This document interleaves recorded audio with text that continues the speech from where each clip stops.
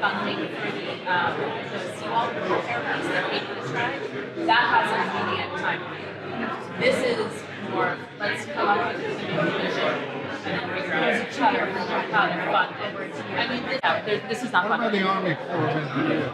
Yeah, for other projects, we have been going after federal grant funding, and certainly the process as we get to the next phases. Restricting, so like the first time the line of water come in, Yeah. we honestly, like they said, maybe much better. It's not a lot of breakdown. I think can be really good. I think it could be as well. Yeah, I would steer towards that way. I mean, it's much better. Would have, the blood help for like the medium ones, but the ones that come like that. It's like kind of turning the corner with the ball. Oh yeah, because I see it.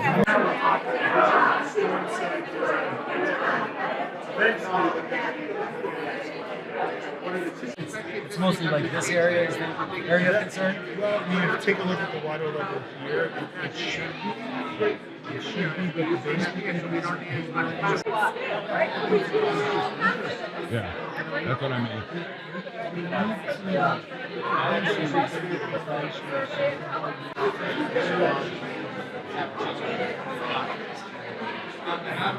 Hey, man. How you doing?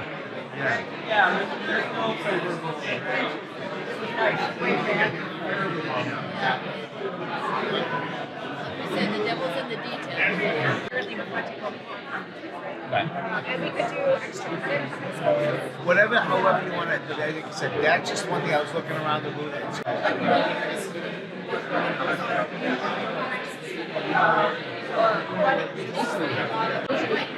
You guys say it would be with a combination program. Like take the stormwater and go out to the ocean, and with the rising tides and with No, we're trying to preserve that area. Yeah. And this area here, one of the key issues that we're having is that right now we know it's a swamp because when it does rain,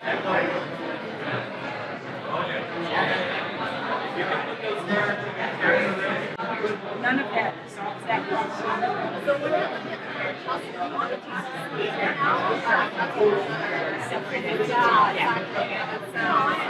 but in terms of building the seawall, we're not creating a place where they can put scaffolding or get out.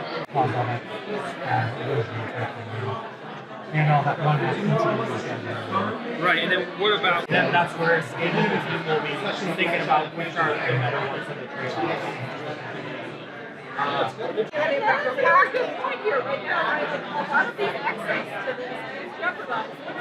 We're trying to figure out where to reinforce the seawall, where to reinvest in and repair the seawall, and where to accommodate water that's going to make its way in no matter what we do.